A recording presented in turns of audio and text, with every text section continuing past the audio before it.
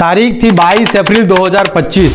कश्मीर के पहलगाम में इस्लामिक आतंकवादियों ने इंसानियत की सारी हदें पार कर दी। देश की अलग अलग जगह से आए टूरिस्ट जब अपनी फैमिली के साथ वहां एंजॉय कर रहे थे, तब उन जिहादियों ने उन टूरिस्ट पर अचानक से हमला कर दिया। लोगों को मारने से पहले उनका नाम पूछा गया, कपड़े उतारकर उनकी मजहबी पहचान की गई और ये फिर कंफर्म हो गया कि वो हिंदू है। फिर बड़ी बेरहमी से उन पर गोली मारकर उनकी हत्या की गई। उसमें 27 लोगों ने अपनी जान गंवा दी। उन्होंने ये नहीं पूछा कि तुझे कौन सी लैंग्वेज आती है, उन्होंने ना किसी का गोत्र पूछा, ना कास्ट पूछी। उन लोगों को ये तक लेना देना नहीं था कि तू कौन से स्टेट से है। उन्होंने सिर्फ ये पूछा कि तू कौन से धर्म का है। अगर तू हिंदू है तो तुझे जीने का कोई अधिकार नहीं। और हम कास्ट और लैंग्वेज के नाम पर एक दूसरे के साथ लड़ते रहते हैं। हम ये तक भूल गए हैं कि हम सब हिंदू हैं। अभी अभी तमिलनाडु, केरल, आंध्र प्रदेश और महाराष्ट्र में लैंग्वेज के नाम पर काफी दंगे चल रहे थे, लेकिन इन जिहादियों को इन सबसे कोई लेना देना नहीं। आप अगर हिंदू हो तो बस गोली खाने के लिए तैयार रहो। अब आप ही बताओ दोस्तों, हम हिंदू होकर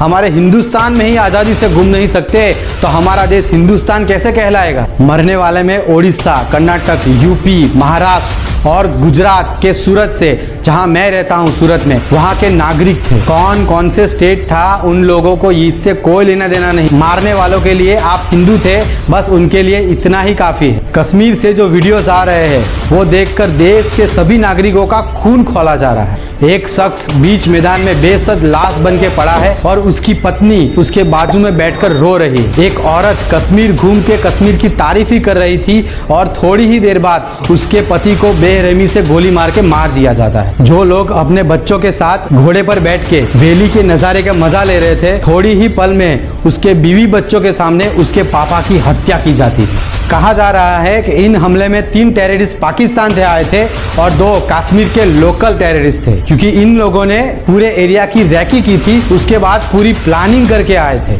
अब बताओ मुझे कमेंट करके कि इसमें गलती किसकी थी, उन लोगों की जो बेचारे कश्मीर घूमने गए थे, या फिर सरकार की जो अपने ही लोगों को अच्छे से सेफ्टी नहीं दे पाए। मैं 100% गारंटी के साथ कह सकता हूं कि भारत ही दुनिया का एक पहला ऐसा लौटा देश होगा जो देश हिंदू है, उसके बावजूद भी हिंदू होने की वजह से उसी के देश के उसी के एक राज्य में उसको हिंदू होने की वजह से गोली मार के मार दिया जाता है। आप सोच कर देखो, सिर्फ एक कल्पना कर देखो कि क्या बांग्लादेश और पाकिस्तान में एक मुस्लिम को इसलिए मारा गया कि वो मुस्लिम है? क्या अमेरिका और यूके में किसी को इसलिए मारा गया क्योंकि वो क्रिश्चियन है? तो फिर मुझे बताओ कि हिंदुस्तान में ही ऐसा क्यों?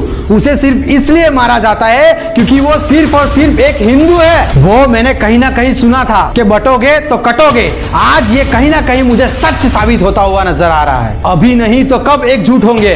अब समय आ गया है कि हम कुछ करके दिखाएं। हम महात्मा गांधी को भी पूछते हैं और भगत सिंह, चंद्रशेखर आजाद को भी। हम महाराणा प्रताप को भी पूछते हैं और छत्रपति शिवाजी महाराज को भी। हम आज्ञाकारी श्री राम को भी पूछते हैं और महाबली पवन पुत्र हनुमान को भी। अगर हमने गदा उठा ली तो पाकिस्तान में लंका जैसा सर्वनाश होगा। अब वक्त आ गया है कि उनको उनकी ही भाषा में जवाब देना पड़ेगा। अब नहीं जागे तो वो वक्त दूर नहीं कि कोई बाहर वाला आके अपने ही घर से हमको निकालेगा। आज का ये सच कल आपके बच्चों के लिए रोना बन जाएगा। इसलिए अपने हक के लिए लड़िए, अपने आत्मसम्मान के लिए लड़िए, अपने परिवार के लिए लड़िए, अपने आने वाले बच्चों के लिए लड़िए, अपने हिंदुस्तान के लिए लड़िए। जागो हिंदू जागो। जय हिंद।